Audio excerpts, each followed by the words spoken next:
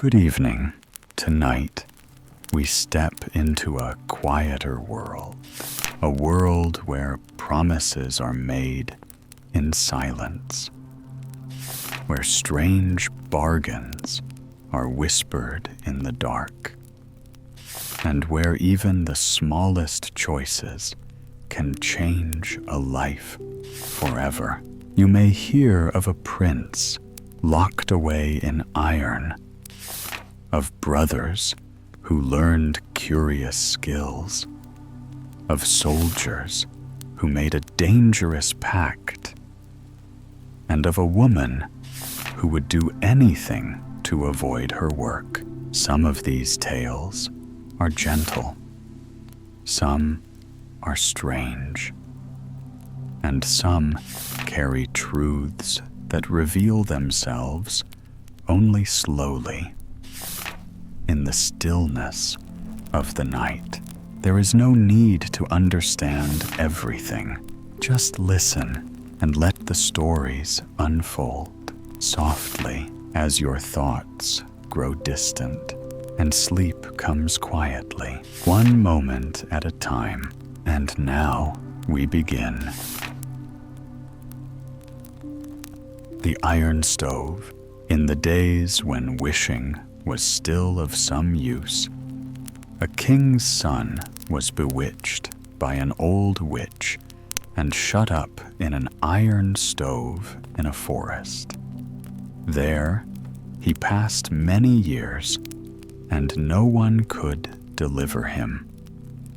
Then a king's daughter came into the forest, who had lost herself and could not find her father's kingdom again.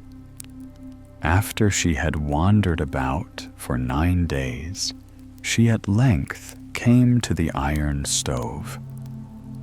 Then a voice came forth from it and asked her, "Whence comest thou, and whither goest thou?" She answered, "I have lost my father's kingdom and cannot get home again." Then a voice inside the iron stove said, "I will help thee to get home again, and that indeed most swiftly, if thou wilt promise to do what I desire of thee. I am the son of a far greater king than thy father, and I will marry thee." Then was she afraid, and thought, "Good heavens, what can I do with an iron stove?" But as she much wished to get home to her father, she promised to do as he desired. But he said, "Thou shalt return here and bring a knife with thee and scrape a hole in the iron." Then he gave her a companion who walked near her, but did not speak. But in 2 hours he took her home. There was great joy in the castle when the king's daughter came home, and the old king fell on her neck and kissed her. She, however, was sorely troubled and said, "Dear father, what I have suffered, I should never have got home again from the great wild forest if I had not come to an iron stove. But I have been forced to give my word that I will go back to it, set it free, and marry it." Then the old king was so terrified that he all but fainted, for he had but this one daughter.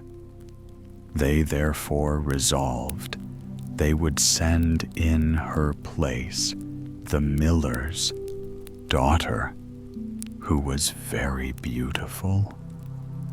They took her, there gave her a knife, and said she was to scrape at the iron stove. So she scraped at it for 24 hours, but could not bring off the least morsel of it. When day dawned, a voice in the stove said, "It seems to me it is day outside." Then she answered, "It seems so to me too. I fancy I hear the noise of my father's mill." "So thou art a miller's daughter? Then go thy way at once, and let the king's daughter come here."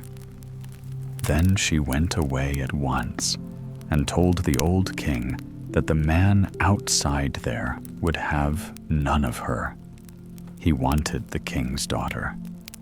They, however, still had a swine herd's daughter, who was even prettier than the miller's daughter, and they determined to give her a piece of gold to go to the iron stove instead of the king's daughter.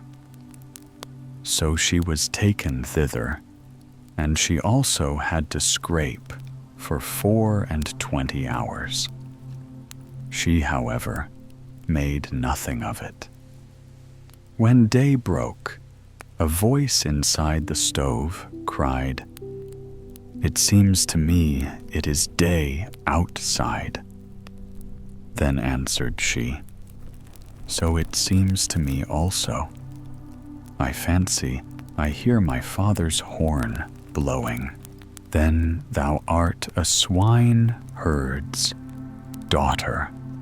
Go away at once, and tell the king's daughter to come, and tell her, all must be done as promised.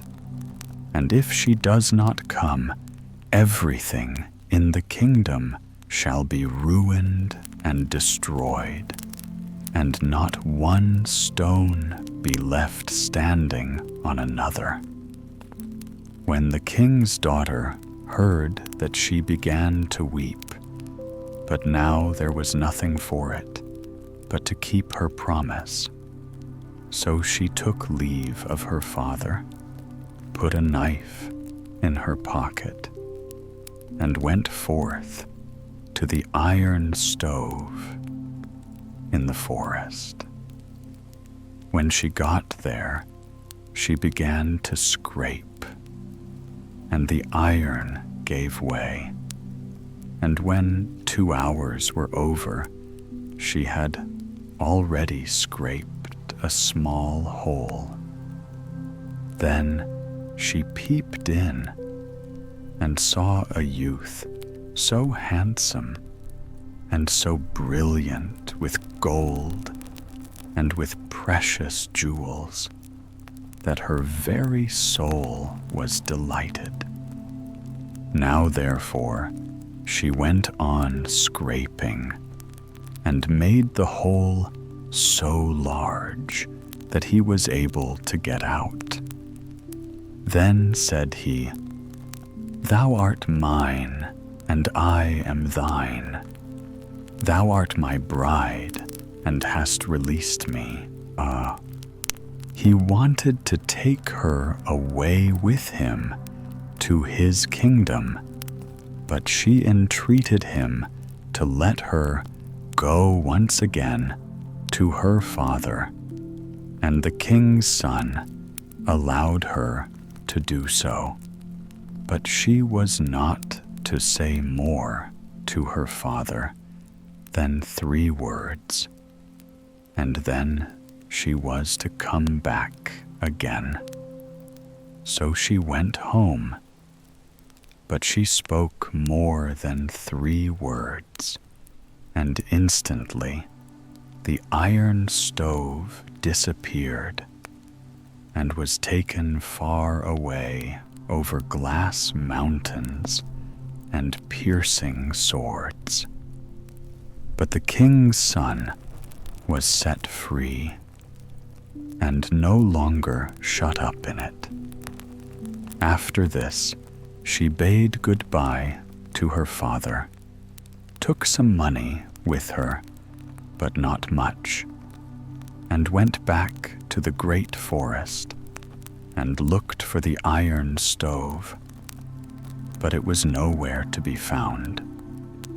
For 9 days she sought it, and then her hunger grew so great that she did not know what to do, for she could no longer live. When it was evening, she seated herself in a small tree and made up her mind to spend the night there, as she was afraid of wild beasts. When midnight drew near, she saw in the distance a small light and thought, "Ah, there I should be saved." She got down from the tree and went towards the light, but on the way she prayed. Then she came to a little old house, and much grass had grown all about it, and a small heap of wood lay in front of it. She thought, "Ah, whither have I come?" and peeped in through the window, but she saw nothing inside but toads, big and little, except a table well covered with wine and roast meat, and the plates and glasses were of silver. Then she took courage and knocked at the door.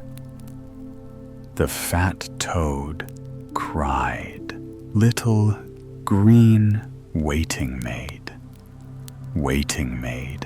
with the limping leg, little dog of the limping leg, hop hither and thither, and quickly see who is without." And a small toad came walking by and opened the door to her. When she entered, they all bade her welcome, and she was forced to sit down. They asked, "Where hast thou come from, and whither art thou going?" Then she related all that had befallen her, and how, because she had transgressed the order which had been given her, not to say more than 3 words, the stove and the king's son also had disappeared, and now she was about to seek him over hill and dale until she found him. Then the old fat one said, "Little green waiting maid with the limping leg, little dog of the limping leg, hop hither and thither, and bring me the great box." Then the little one went and brought the box. After this, they gave her meat and drink, and took her to a well-made bed, which felt like silk and velvet, and she laid herself therein in God's name, and slept. When morning came, she arose, and the old toad gave her 3 needles out of the great box which she was to take with her. They would be needed by her, for she had to cross a high glass mountain and go over 3 piercing swords and a great lake. If she did all this, she would get her lover back again.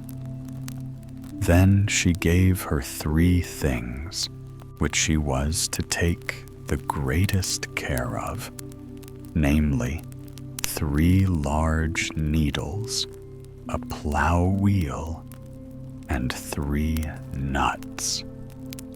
With these, she traveled onwards, and when she came to the glass mountain, which was so slippery, she stuck the 3 needles, first behind her feet, and then before them, and so got over it.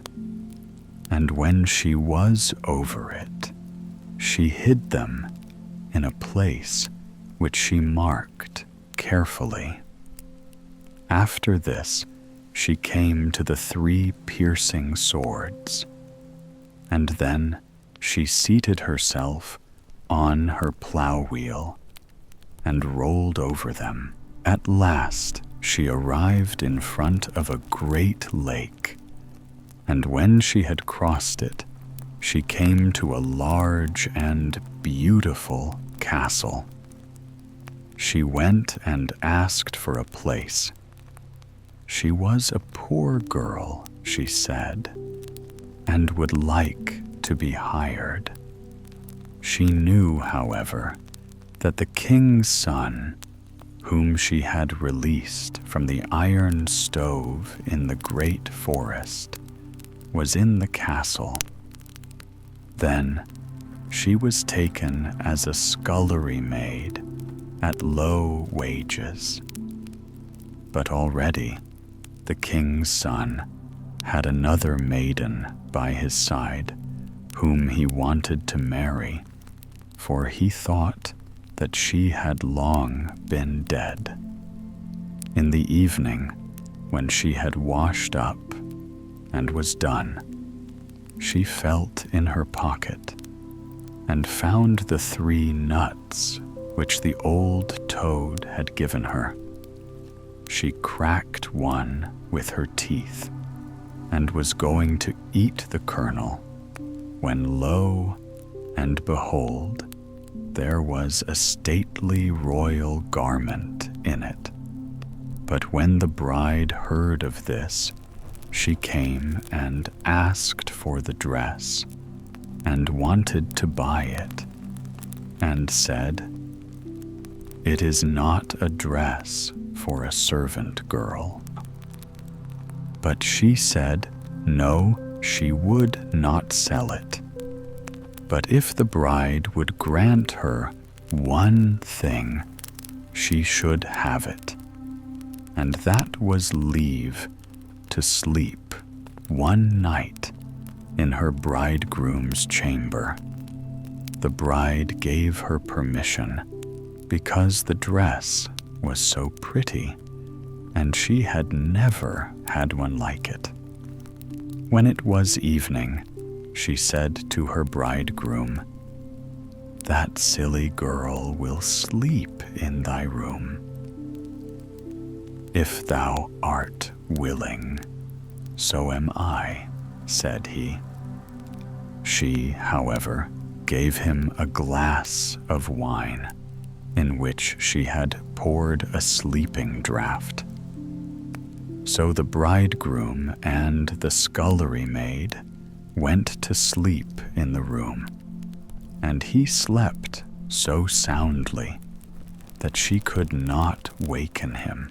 She wept the whole night and cried, "I set thee free when thou wert in an iron stove in the wild forest, thee, and walked over a glass mountain and 3 sharp swords and a great lake before I found thee, and yet thou wilt not hear me." The servants sat by the chamber door and heard how she thus wept the whole night through and in the morning they told it to their lord.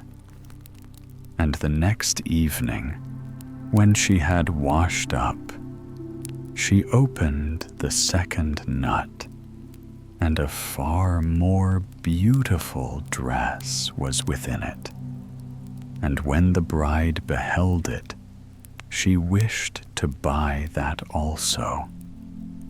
But the girl would not take money, and begged that she might once again sleep in the bridegroom's chamber. The bride, however, gave him a sleeping drink, and he slept so soundly that he could hear nothing. But the scullery maid wept the whole night long, and cried, "I set thee free when thou wert in an iron stove in the wild forest. I sought thee, and walked over a glass mountain, and over 3 sharp swords, and a great lake, before I found thee, and yet thou wilt not hear me." The servants sat by the chamber door, and heard her weeping the whole night through, and in the morning informed their lord of it. And on the 3rd evening, when she had washed up, she opened the 3rd nut, and within it was a still more beautiful dress, which was stiff with pure gold. When the bride saw that she wanted to have it, but the maiden only gave it up on condition that she might for the 3rd time sleep in the bridegroom's apartment. The king's son was, however, on his guard, and threw the sleeping draught away. Now therefore, when she began to weep and to cry, "Dearest love, I set thee free when thou wert in the iron stove in the terrible wild forest," the king's son leapt up and said, "Thou art the true one, thou art mine, and I am thine." Thereupon, while it was still night, he got into a carriage with her, and they took away the false bride's clothes, so that she could not get up.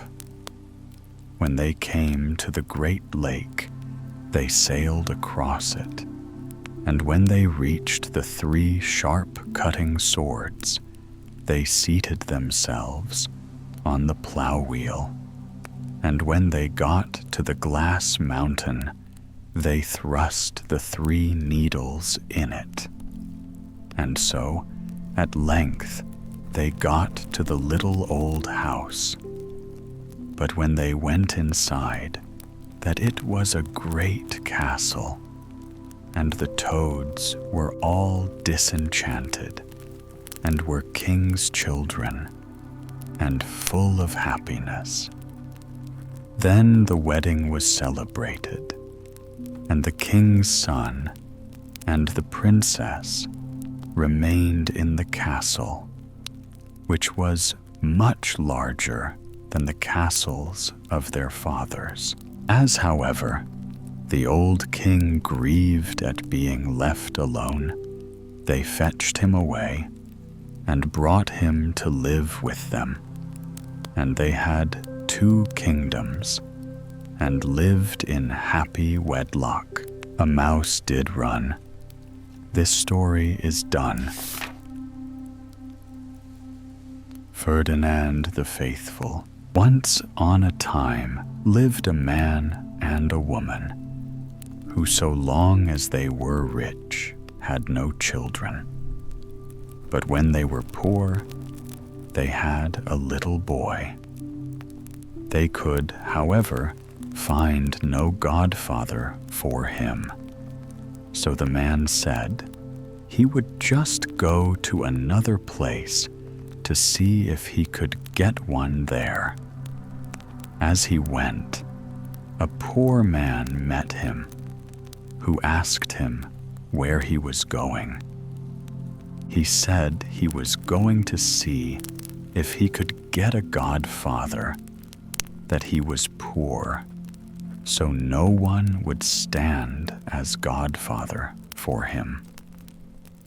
"Oh," said the poor man, "you are poor, and I am poor. I will be godfather for you, but I am so ill off, I can give the child nothing. Go home and tell the nurse that she is to come to the church with the child." When they all got to the church together, the beggar was already there, and he gave the child the name of Ferdinand the Faithful. When he was going out of the church, the beggar said, "Now go home, I can give you nothing, and you likewise ought to give me nothing." But he gave a key to the nurse, and told her, when she got home, she was to give it to the father, who was to take care of it until the child was 14 years old, and then he was to go on the heath, where there was a castle, which the key would fit, and that all which was therein should belong to him. Now, when the child was 7 years old and had grown very big, he once went to play with some other boys, and each of them boasted that he had got more from his godfather than the other. But the child could say nothing, and was vexed, and went home, and said to his father, "Did I get nothing at all, then, from my godfather?" "Oh, yes," said the father, "thou hadst a key. If there is a castle standing on the heath, just go to it and open it." Then the boy went thither, but no castle was to be seen or heard of. After 7 years more, when he was 14 years old, he again went thither, and there stood the castle. When he had opened it, there was nothing within but a horse, a white one. Then the boy was so full of joy, because he had a horse, that he mounted on it and galloped back to his father. "Now I have a white horse, and I will travel," said he. So he set out, and as he was on his way, a pen was lying on the road. At first, he thought he would pick it up, but then again he thought to himself, "Thou shouldst leave it lying there.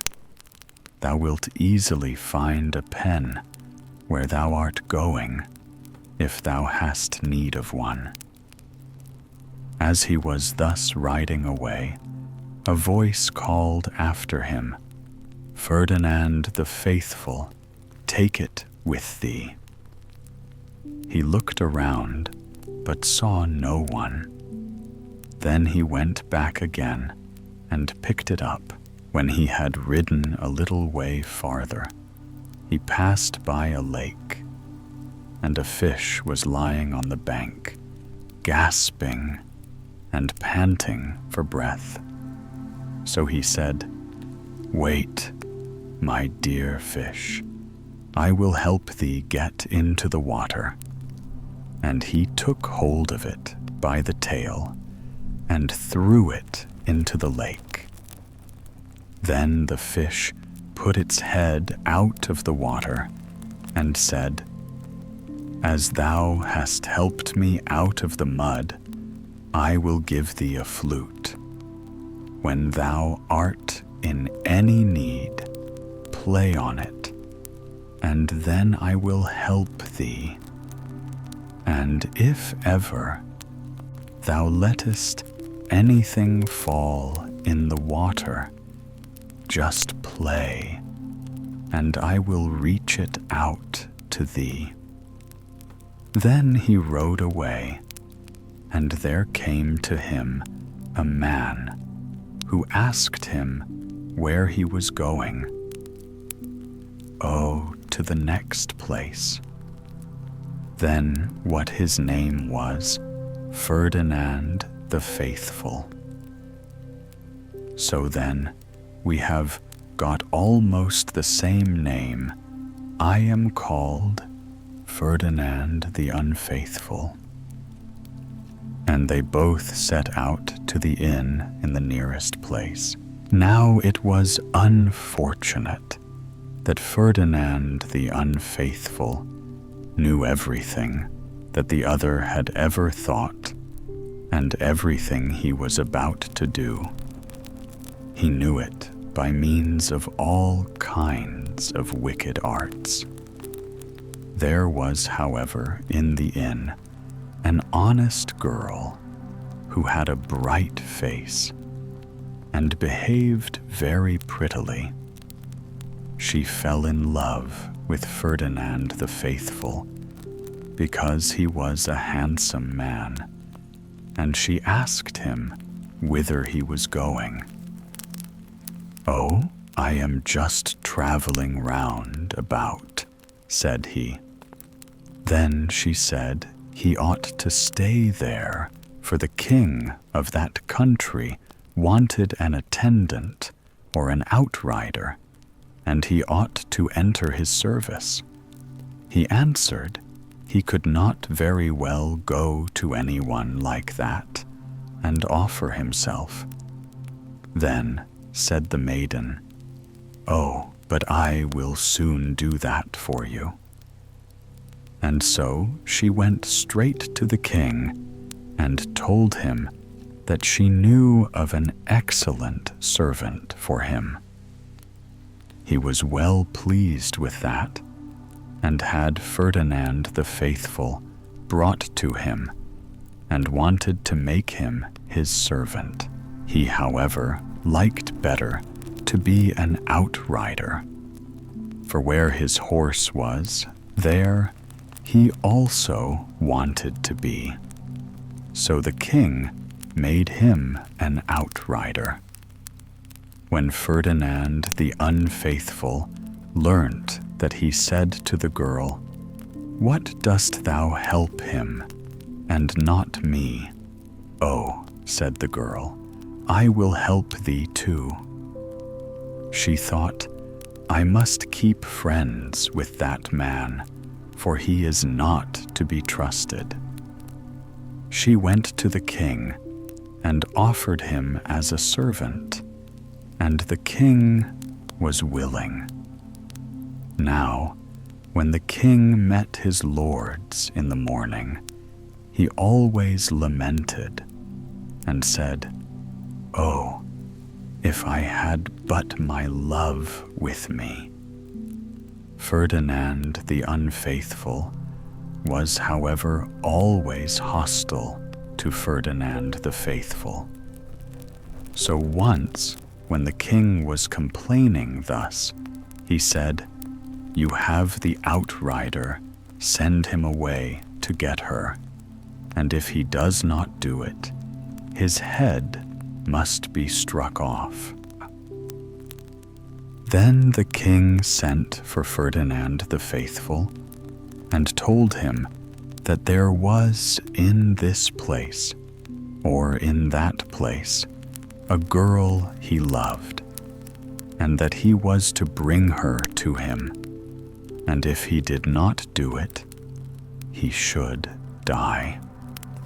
Ferdinand the Faithful went into the stable to his white horse and complained and lamented, "Oh, what an unhappy man I am." Then someone behind him cried, "Ferdinand the Faithful, why weepest thou?" He looked round, but saw no one, and went on lamenting, "Oh, my dear little white horse, now must I leave thee, now must I die." Then someone cried once more, "Ferdinand the Faithful, why weepest thou?" Then for the first time he was aware that it was his little white horse who was putting that question. "Dost thou speak, my little white horse? Canst thou do that?"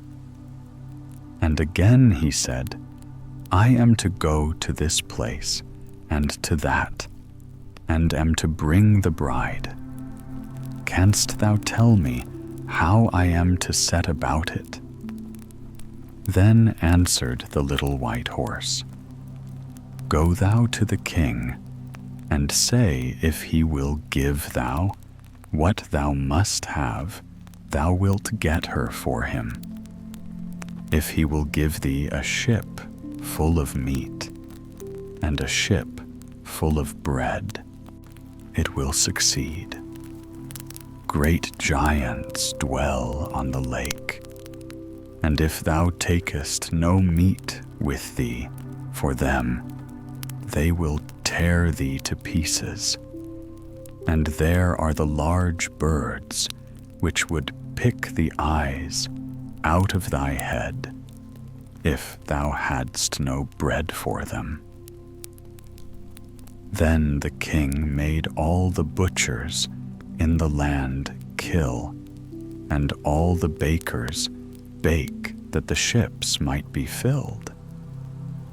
When they were full, the little white horse said to Ferdinand the Faithful, "Now mount me and go with me into the ship, and then, when the giants come, say, 'Peace, peace, my dear little giants. I have had thought of ye. Something I have brought for ye. And when the birds come, thou shalt again say, Peace, peace, my dear little birds. I have had thought of ye. Something I have brought for ye. Then they will do nothing to thee. And when thou comest to the castle, the giants will help thee. Then go up to the castle, and take a couple of giants with thee. There the princess lies sleeping. Thou must, however, not awaken her, but the giants must lift her up and carry her in her bed to the ship."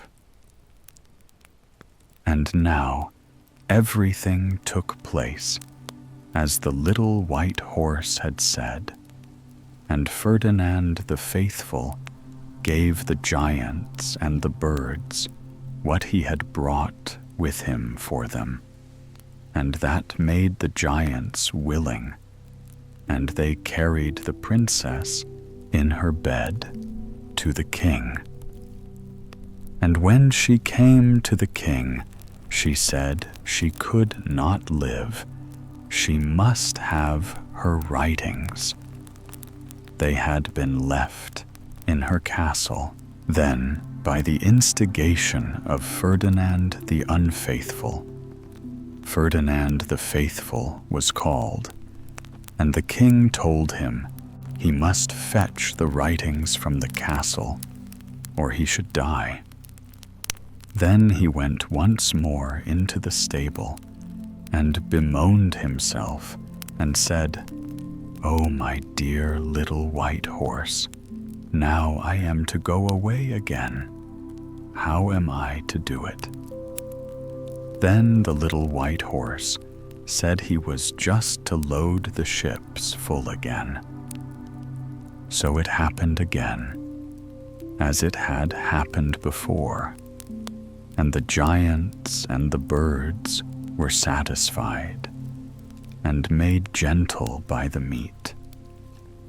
When they came to the castle, the white horse told Ferdinand the Faithful that he must go in, and that on the table in the princess's bedroom lay the writings. And Ferdinand the Faithful went in and fetched them. When they were on the lake, he let his pen fall into the water. Then said the white horse, "Now I cannot help thee at all." But he remembered his flute and began to play on it, and the fish came with the pen in its mouth and gave it to him. So he took the writings to the castle where the wedding was celebrated. The queen, however, did not love the king because he had no nose, but she would have much liked to love Ferdinand the Faithful. Once, therefore, when all the lords of the court were together, the queen said she could do feats of magic, that she could cut off anyone's head and put it on again, and that one of them ought just to try it. But none of them would be the first, so Ferdinand the Faithful again, at the instigation of Ferdinand the Unfaithful, undertook it, and she hewed off his head and put it on again for him, and it healed together directly, so that it looked as if he had a red thread round his throat. Then the king said to her, "My child, and where hast thou learnt that?" "Yes," she said, "I understand the art. Shall I just try it on thee also?" "Oh, yes," said he, but she cut off his head and did not put it on again, but pretended that she could not get it on, and that it would not keep fixed. Then the king was buried, but she married Ferdinand the Faithful. He, however, always rode on his white horse, and once, when he was seated on it, it told him that he was to go on to the heath which he knew, and gallop 3 times round it. And when he had done that, the white horse stood up on its hind legs, and was changed into a king's son.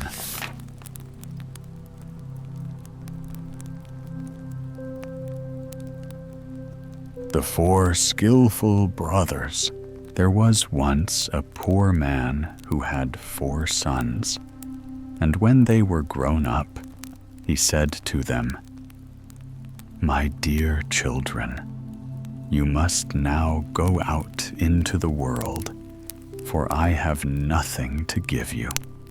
So set out and go to some distance and learn a trade, and see how you can make your way."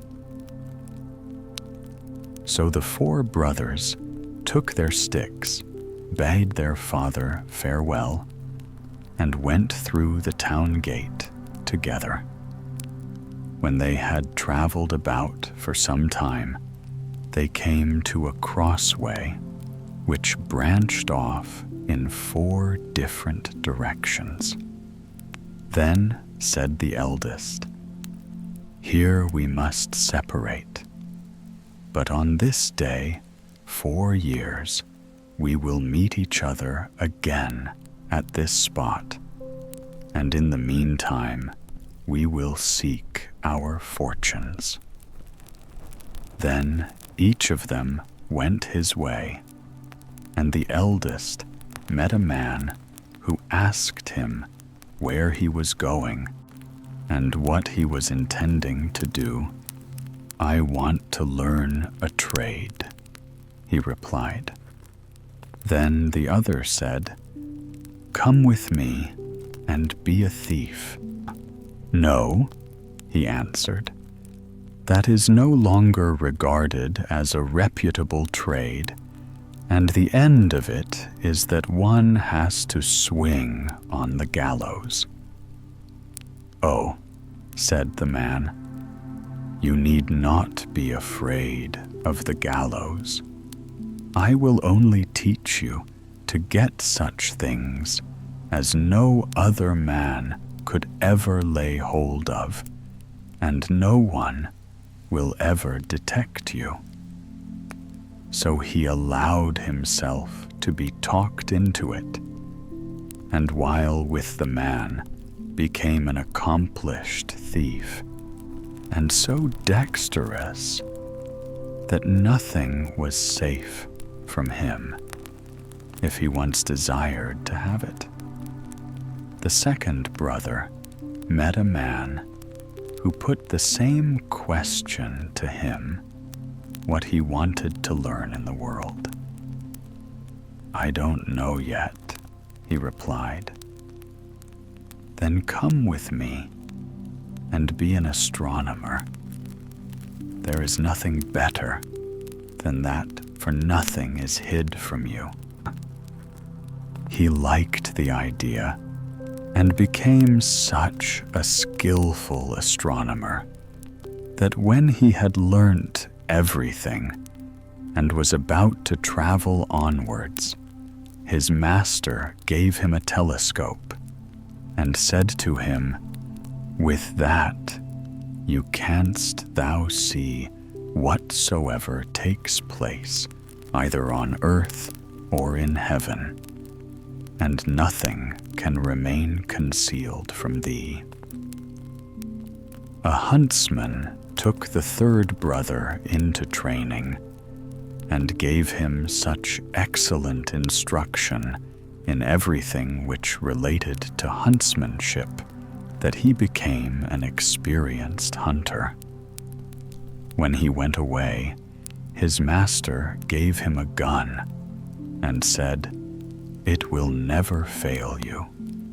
Whatsoever you aim at, you are certain to hit." The youngest brother also met a man who spoke to him and inquired what his intentions were. "Would you not like to be a tailor?" said he. "Not that I know of," said the youth. "Sitting doubled up from morning till night, driving the needle and the goose backwards and forwards, is not to my taste." "Oh, but you are speaking in ignorance," answered the man. "With me you would learn a very different kind of tailoring, which is respectable and proper, and for the most part, very honorable." So he let himself be persuaded, and went with the man, and learnt his art from the very beginning.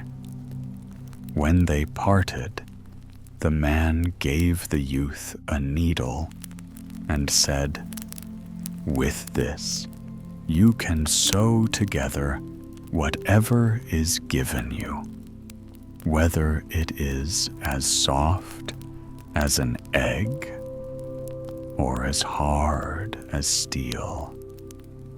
and it will all become one piece of stuff, so that no seam will be visible. When the appointed 4 years were over, the 4 brothers arrived at the same time at the crossroads, embraced and kissed each other, and returned home to their father.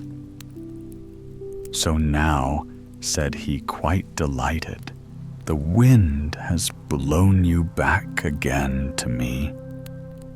They told him of all that had happened to them, and that each had learnt his own trade. Now they were sitting just in front of the house, under a large tree. And the father said, "I will put you all to the test, and see what you can do." Then he looked up and said to his second son, "Between 2 branches, up at the top of this tree, there is a chaffinch's nest. Tell me how many eggs there are in it." The astronomer took his glass, looked up, and said, "There are 5. Then the father said to the eldest, "Fetch the eggs down, without disturbing the bird, which is sitting hatching them." The skillful thief climbed up and took the 5 eggs from beneath the bird, which never observed what he was doing, and remained quietly sitting where she was, and brought them down to his father. The father took them and put one of them on each corner of the table, and the 5th in the middle, and said to the huntsman, "With one shot thou shalt shoot me the 5 eggs in 2 through the middle." The huntsman aimed and shot the eggs, all 5, as the father had desired, and that at one shot. He certainly must have had some of the powder for shooting round corners. "Now it's your turn," said the father to the 4th son. "You shall sew the eggs together again, and the young birds that are inside them as well, and you must do it so that they are not hurt by the shot." The tailor brought his needle and sewed them as his father wished. When he had done this, the thief had to climb up the tree again and carry them to the nest and put them back again under the bird without her being aware of it. The bird sat her full time, and after a few days the young ones crept out, and they had a red line round their necks where they had been sewn together by the tailor. "Well," said the old man to his sons, "I begin to think you are worth more than breen clover. You have used your time well and learnt something good. I can't say which of you deserves the most praise. That will be proved if you have but an early opportunity of using your talents." Not long after this, there was a great uproar in the country, for the king's daughter was carried off by a dragon. The king was full of trouble about it, both by day and night. and caused it to be proclaimed that whosoever brought her back should have her to wife. The 4 brothers said to each other, "This would be a fine opportunity for us to show what we can do," and resolved to go forth together and liberate the king's daughter. "I will soon know where she is," said the astronomer, and looked through his telescope, and said, "I see her already. She is far away from here, on a rock in the sea, and the dragon is beside her, watching her."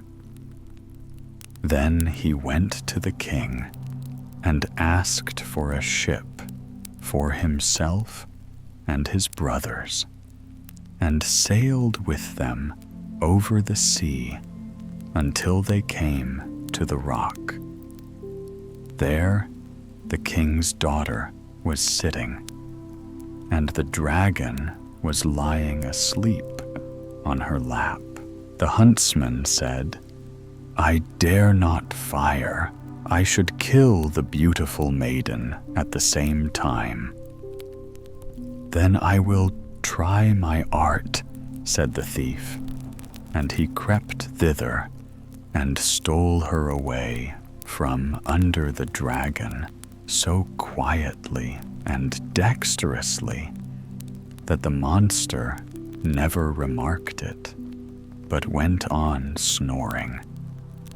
Full of joy, they hurried off with her on board ship and steered out into the open sea.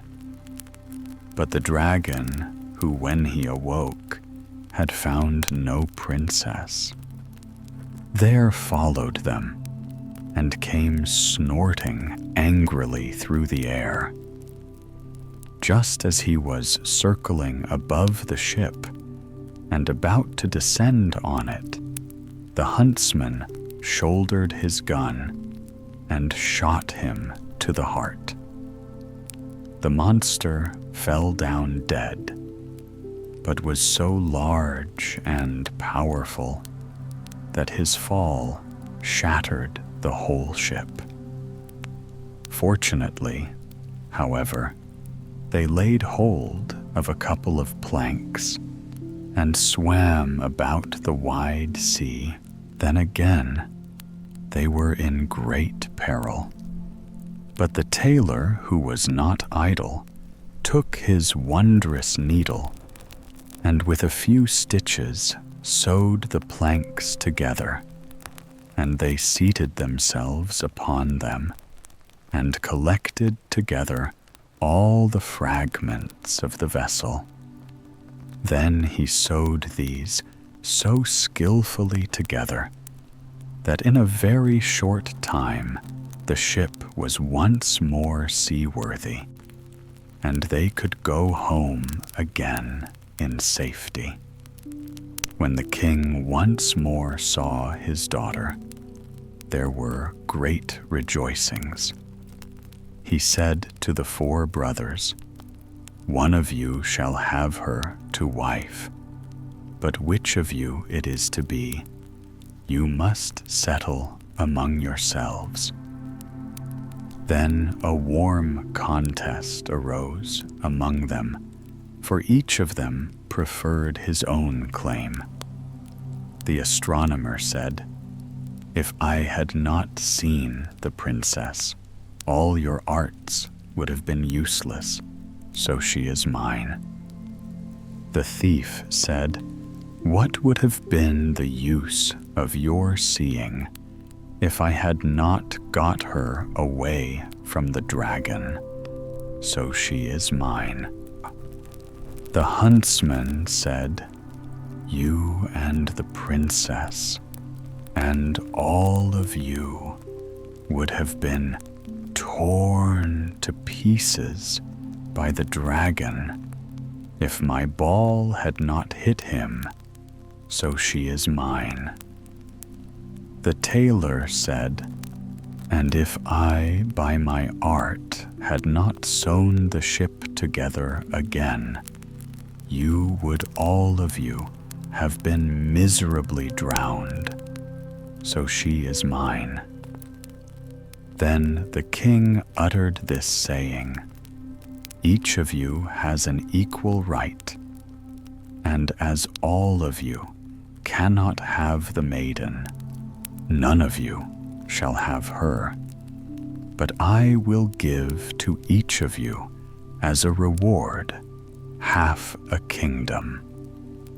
The brothers were pleased with this decision and said, "It is better thus than that we should be at variance with each other."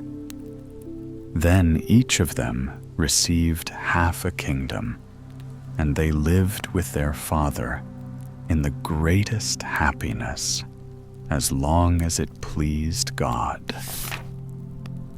The devil and his grandmother, in days long gone, when kings still raised great armies, and men bore sword and musket for scant reward, there was a war that consumed the land like a wildfire.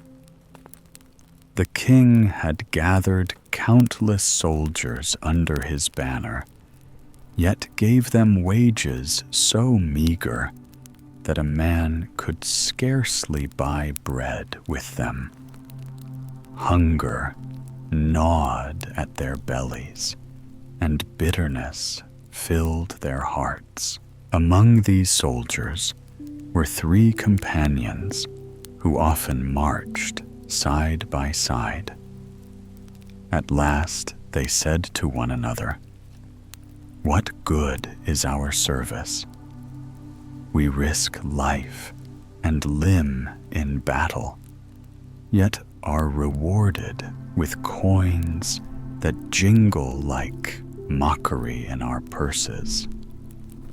If we remain, we starve.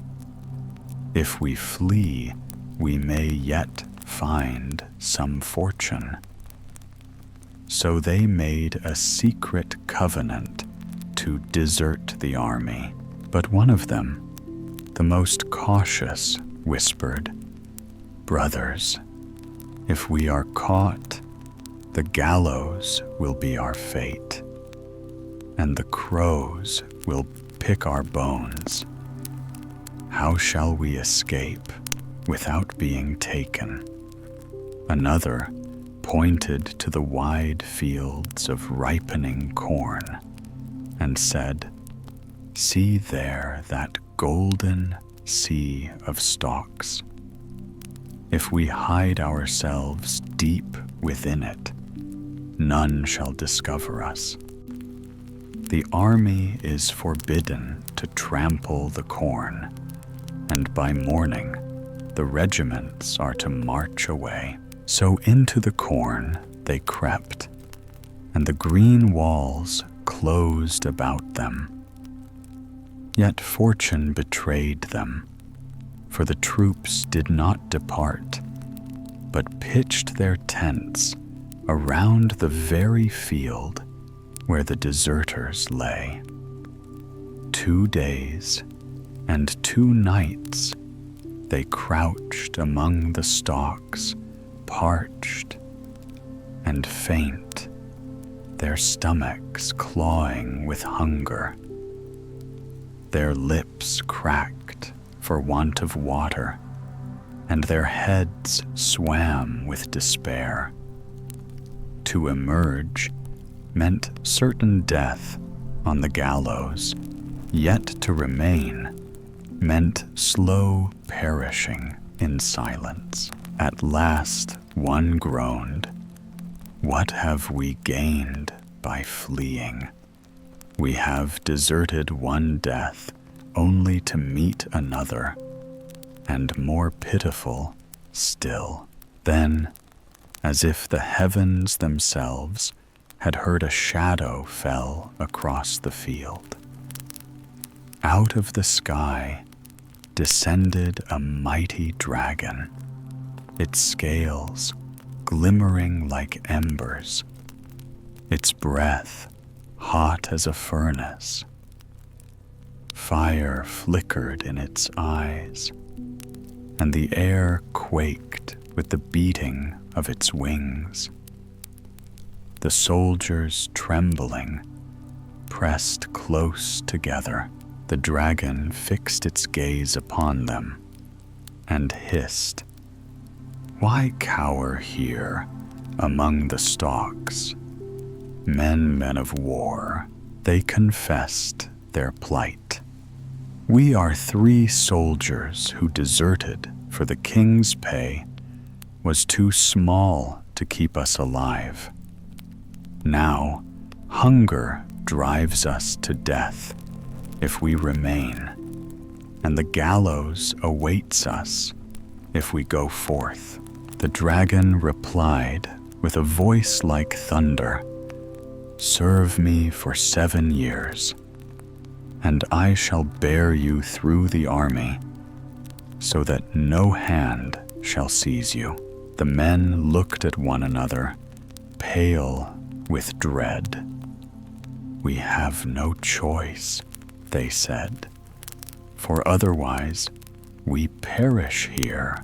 So the dragon stretched forth its cruel talons, seized them, and bore them high through the air, far above tents and soldiers, until the world lay small beneath them. When at last they were set down on lonely ground, far from pursuit, the beast revealed its true nature. It was the devil himself. From its claw, the devil handed them a whip, small and plain, yet gleaming with strange power. "Strike the ground with this whip, and gold shall spring forth in heaps, enough to make you lords with horses and carriages and rich raiment. But mark me well, when 7 years are done, you are mine. Yet I am not unjust. If you can solve a riddle that I shall set, then you shall be free, and the whip shall remain yours." He opened before them a great black book, heavy as stone, and each was compelled to sign his name within. Then the devil unfurled his wings and vanished into the night. With the whip, the soldiers summoned piles of gold until the earth glittered. They bought fine apparel of velvet and silk, rode steeds shod with silver, and feasted in the grand halls of princes. Wherever they went, they lived in splendor, though they did no evil deed. Thus the years passed more swiftly than they dreamed. But as the 7th year drew near its end, 2 of the soldiers grew sick with dread. Their joy turned to ashes. They sat pale and sleepless, fearing the devil's claim. The 3rd, however, laughed lightly and said, "Brothers, grieve not. I have a keen wit, and I shall find the riddle's answer." One day, as they wandered in the fields, an old woman with a staff approached and asked why their faces were so sorrowful. They tried to dismiss her, But she urged, "Tell me your grief, for who knows if I may help?" At last they confessed all their bargain with the devil, the wealth he had granted, and the riddle yet to come. The crone nodded slowly. "If you are to be saved, one of you must journey deep into the forest. There you will find a rock shaped like a little hut. Within dwells one older than the devil's grandmother. She may help you, for though her kin is wicked, she has a softer heart." The two fearful soldiers shook their heads. "What use is this counsel? None can save us." But the third, ever bold, took up the quest and strode into the forest. After long wandering, he found the stone hut and entered. Within sat a bent old woman, wrinkled as a winter apple. She asked whence he came and what he sought. He told her all, and because his manner pleased her, she took pity. Lifting a heavy slab from the floor, she revealed a dark cellar. "Hide yourself here. Stir not, nor breathe too loud. At midnight the devil will come, and I shall coax from him the riddle he has devised. He hides nothing from me, for I am his grandmother. Listen well, and when dawn comes, your life may yet be spared." So the soldier crouched in the cellar. At the stroke of 12, the devil swept in, demanding his supper. The grandmother set food and drink, and they feasted. In their talk, she asked, "What tidings, grandson?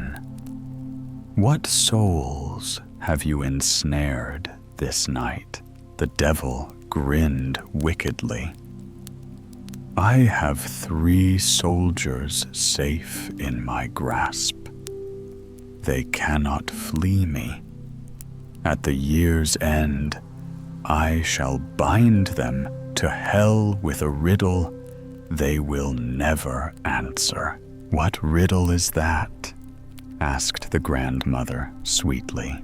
"Ha," laughed the devil. "In the great North Sea lies a dead dogfish. That shall be their roast. The rib of a whale shall serve them as a silver spoon, and the hoof of an old horse shall be their wine glass. Never shall they unravel it." Soon he retired to sleep, and the grandmother lifted the stone to release the soldier. "Did you hear well? Indeed," he whispered. "I know enough." He returned swiftly to his companions and told them all. Their hearts grew light, and they cracked the whip to call forth gold until it spilled across the fields. When the 7 years were ended, the devil appeared with his book and said, "The time has come. What feast shall you eat in hell? Answer me if you can." The first soldier spoke. "In the North Sea lies a dead dogfish. That shall be our roast." The devil frowned darkly. The second said, "And the rib of a whale shall be our silver spoon." The devil's eyes flamed, and he growled,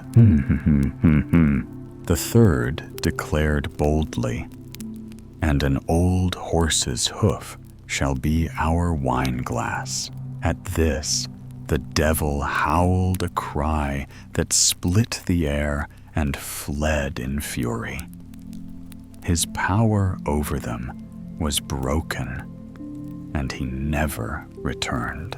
So the 3 soldiers kept the whip, summoned wealth as they desired, and lived out their days in peace and plenty, free of the devil's snare.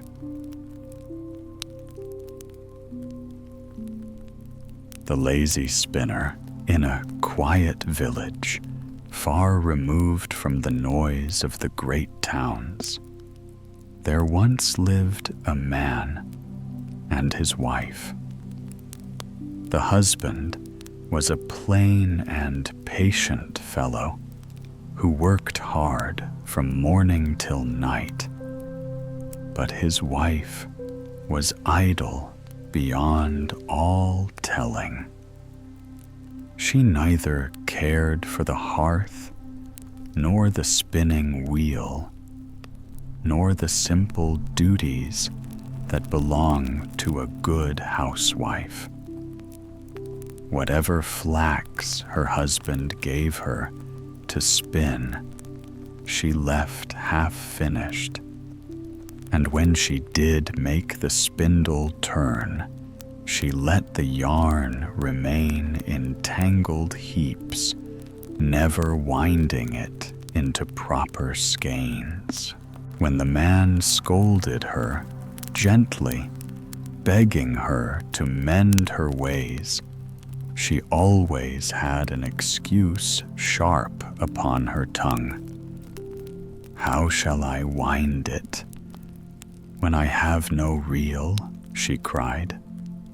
"You must fetch me one from the forest. If you want it wound, bring me the means to do it." "Well then," said the husband, weary of her words, "if that is all, I will go into the forest, cut some wood, and make a reel for you." Now the wife, who feared nothing so much as honest labor, trembled when she heard this.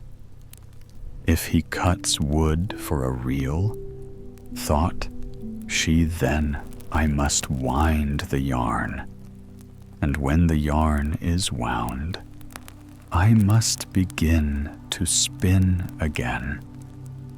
There will be no end to the toil. So she pondered a little while, and a cunning idea sprang into her mind.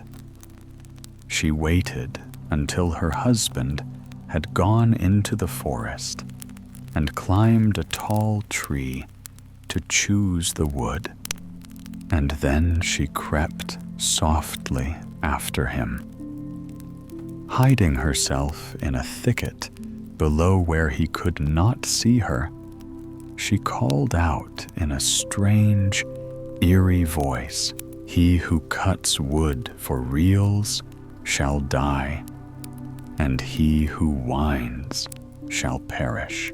The man started, laid down his axe, and listened. "Hullo, what was that?" he said. "My ears must be deceiving me. It was naught but the wind singing through the branches." So he took up his axe once more and began to hew. But again, from the shadowed bushes came the cry, "He who cuts wood for reels shall die, and he who whines shall perish. This time he felt a chill creep down his back. He paused and pondered the words. Yet after a moment, he shook off his fear and thought, "It is folly to be frightened by the forest air." And so he raised the axe a third time. Then, more loudly than before, the voice rang out, "He who cuts wood for reels shall die, and he who whines shall perish." The poor man's courage failed him altogether. He let the axe fall, scrambled down from the tree, and hastened out of the forest with trembling steps. Meanwhile, the wife swift as a hare ran home by hidden byways, so that when her husband entered the cottage, she was already there, sitting innocently by the fire, as though she had never stirred. "Well," said she, feigning surprise, "have you brought back a fine piece of wood for reels?" "No," said the husband, pale and shaken.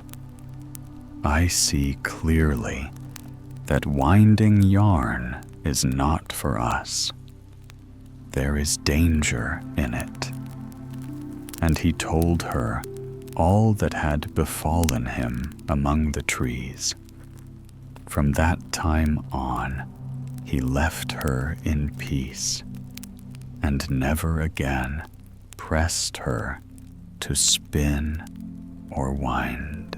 But idleness breeds disorder, and after some time the man again grew troubled. Wife said, "It is truly a disgrace that all the yarn lies in a knotted heap, as though cats had been playing in it. Something must be done.